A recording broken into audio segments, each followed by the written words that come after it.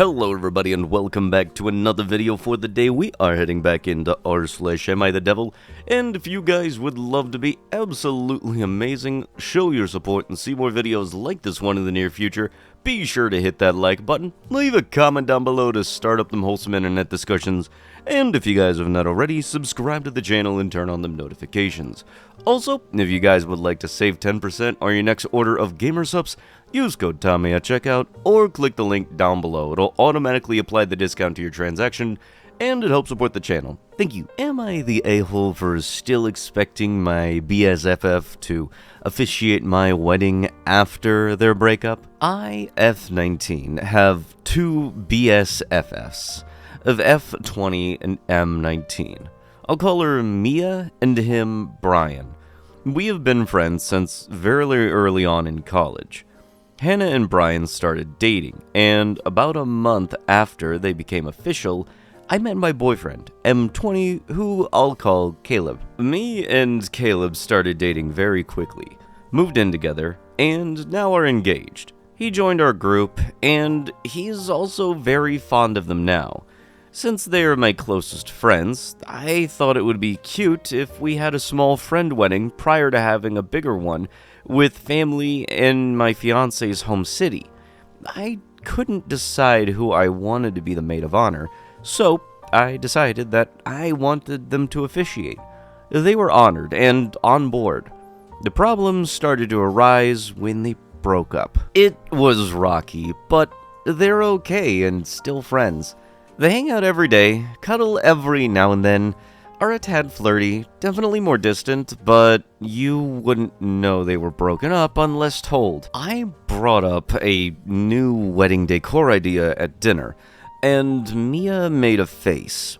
She then went on to say that she was not willing to officiate with Brian and especially walk down the aisle with him at either the small or big wedding. I was upset, and she could tell.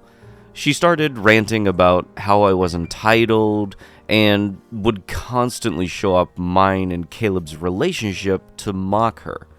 I told her that I didn't know what she was talking about and that nothing had happened. It's my fault. Apparently, she felt that I'm too close to Brian and that there's boundaries being crossed, even while with Caleb. She won't say that specifically, but I couldn't tell you. 3 months ago, Brian drunk texted me saying that he had a dream that we kissed. Mia got upset. His usual type is curvier women, which I am, I guess, and Mia is not. We've never made any advances. It was just that one incident, and that's all that was said. She changed the subject and started talking about maid of honor dresses that she had been looking at. But I don't want that, as the whole point was that I wanted her and Brian to officiate, so I didn't have to choose one of them. She seemed to think that I would choose her over Brian if it came down to it. I told her that after everything, I think the friend wedding is just going to be a party. It was supposed to be cute and chill. It wasn't meant to be a whole thing. But she's upset now and thinks that I'm overreacting and undermining our friendship by not having her involved. She thinks I'm invalidating her feelings that she had about her and Brian's breakup by judging the relationship they have now and still having expectations. I will add that I have made comments like, "Why would blank? You guys are broken up." Just changes the argument based off of what is convenient though. Is it wrong that I still expect them to officiate?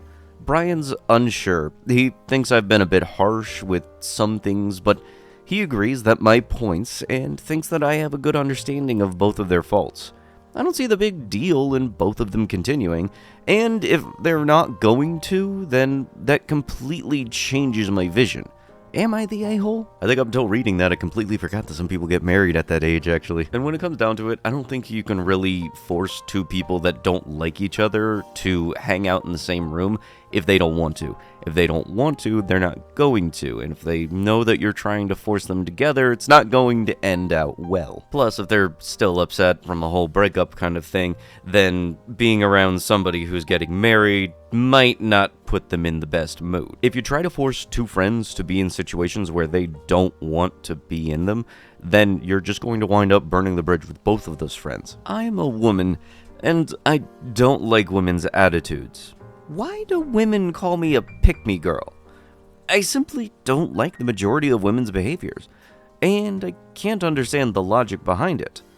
I don't wear short skirts or show off my cleavage. I wear a bra and dress modestly. I don't understand how some women are comfortable dressing provocatively. Wearing revealing clothing is uncomfortable, and showing off this is vulgar. I don't get why they get angry when men look at them. I know some women who dress like this to work. At the gym, I see women in tight leggings that outline their butt and their private parts. It's gross. I don't know how they are okay with wearing that in public. I avoid dressing like this because I don't want creepy men staring at me, so it's reasonable to cover up. If a woman wears clothes that exposes her breast, I'll look too, and I don't care if she finds me creepy. If they don't want attention, they shouldn't dress like that. I don't dress provocatively because I don't want people staring at my body. Some women lash out at men who hit on them at work, school, or in public, acting like they don't want that attention. But at the same time, many women sell their stuff online and seek validation by posting pictures. I think more women than men do this. Even on Reddit, I see more women posting these pictures, pretending to be innocent while responding to creepy comments like, "Thank you for saying that these are attractive." Some of these posts are disgustingly vulgar, with 18-year-old women exposing themselves and engaging with creepy older men. They are perfectly okay with that. Women's obsession with men, from what I remember, my female friends in high school were more vulgar than the boys. While the guys played football, the girls would gossip about which boy was the hottest. Most conversations among women revolve around men and relationships, discussing other women's partners, dating drama, and jealousy. At women's gatherings, it's always a competition. Who's prettier, who gets more male attention, who's stealing who's man. About 75% of the conversation with women end up being about relationships. Women who refuse education and want a provider. I've known many uneducated, naive women who openly admitted they didn't care about school or careers because they planned to marry young and live off of a man. An old childhood friend of mine told me when she was 14, she wasn't studying because she was focused on finding a boyfriend. She married a rich 34-year-old man at 21 and now lives as a housewife. Women call me a pick-me girl because I sometimes agree with men's perspectives. But I see how women weaponize their femininity. Many men are right about how women dress and exploit their youth and sexuality. Some dumb women think that they're special because they show their body, and sadly, many succeed in life because men fall for their traps. I find this behavior and lifestyle disgusting. I think a lot of women's confidence comes from their appearance and the attention that they get from men. Many women subtly use their looks to manipulate men. Even feminist women are often mean to other women. A lot of female-dominated spaces, like the beauty industry, prey on insecurity and naivety. Women profit off of other women's vulnerabilities and make businesses on other insecure women. I can't comprehend how it's possible that there's so much stuff featuring young women who look 18 with much older, unattractive men. Don't these girls think? They're not stupid. I assume that they can make their own decisions. So why do so many women agree to do this with ugly men? There's definitely far more female this than male that out there. You can find tons of young model-looking women selling their pictures. These girls could be fashion models with their beauty, but I can't understand why they take the easy route and sell this instead. I was a little confused about what it actually was, so yeah, I googled it, and yeah, you're kind of, acting like one. Are there women that happen to do the things that you say? Yes, every once in a while, but it's not the majority thing. A lot of times when people go to the gym, they're doing so because they want to go to the gym, and they happen to wear the clothes that they like because they like it. Like, I sometimes have worn superhero-themed jogger suits because I like them. And anybody that tries to bring themselves up by shoving other people down, that's not gonna work. It doesn't work like that. You can't improve your own quality of life by dragging other people down, or trying to at least. Same thing goes with like women that bash men for X, Y, or Z because what they did was not something that they liked, so they tried to shove people down to bring themselves up. It just sounds stupid. And when it comes to the people at the gym, the only main people at the gym that people don't like are the ones that have a whole tripod set up or get really belligerent when somebody happens to walk between themselves and their camera, which happens to be like 10 feet away because for some reason they want to get a good shot. Never really understood that one myself, and getting upset because of that, it just seems unreasonable. Also, the funny enough part on this was originally posted in an r/AskMenAdvice, and the comments themselves are saying, yeah, you pretty much are. Don't be surprised why they're calling you that. Gotta be some sort of bait or false or anything, because I don't believe a lot of people are gonna believe you'd be that dumb. Am I the a-hole for telling my employees that she's not allowed to do homework at work? I, 23F, just started my new job as the manager of a coffee shop. I've worked here for a couple of years and recently got promoted to manager. This is the first time in a leadership role, and I've been trying to take it seriously. I prioritize cleanliness, organization, and professionalism, and I want my employees to exhibit these qualities as well. One of our part-time employees, who I'll call J, 21F, is a college student. She's a good worker, shows up on time, doesn't complain, and is responsible. I have no issues with her job performance, but lately I've noticed that during the slower parts of the shift, usually mid-afternoon, when we might not see a customer for 20 to 30 minutes, she pulls out her notebooks to do homework. To be fair, she still helps customers if they come in, and she doesn't ignore her duties. But during downtime, she's always doing schoolwork. I mentioned to her the other day that I didn't think it was appropriate to do homework during her shift. I told her that I get it, that it's slow, but she's still on the clock, and it comes off as extremely unprofessional, and that there's a time and a place for homework. Her response was that other employees scroll on their phone during downtime, and that it feels like the same thing. Plus, the previous manager was okay with her doing it. I explained to her that doing homework and being on your phone are different, but she didn't have much of a response and just said, okay. Ever since this happened, she's been a little distant with me. I asked some of the other employees if they thought that it was an issue, and they all said no. She's great, and they don't care. Another employee told me that they think it's better for her to do homework than to scroll on her phone like them. She is in school and they are not. Someone jokingly said that I was turning into a corporate manager, and now I feel awkward. I don't want to be the type of boss who takes things too seriously, but at the same time, I feel like letting people work on personal stuff while clocked in is unprofessional and shouldn't be happening at work. It feels a little tense with Jay, and I'm starting to wonder if I made a big deal out of nothing. Am I the a-hole? Yes, that makes sense. You're not allowed to do schoolwork and be productive or anything, but if you wanted to, you could take out your phone and browse Twitter, doom scroll, YouTube Reels, all that stuff like that, TikTok, but no, you're not allowed to do schoolwork in between when we have slow periods. But yeah, being unproductive, that's perfectly fine. Make it make sense, please. Am I the a-hole for being upset that my friend bailed on a baby shower last minute because she needs a day to herself, even though I still want her there more than the help that she offered? So this might get long. I, 30F, very pregnant and operating on pure survival mode, have a baby shower next weekend.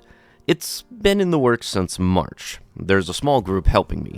My mom, a few friends, including one close friend that I'll call Amy. Amy's been involved in the planning for a while.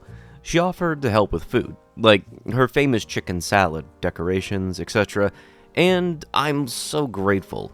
A shower date was changed from early to mid-May, and I asked everyone involved if the new date worked.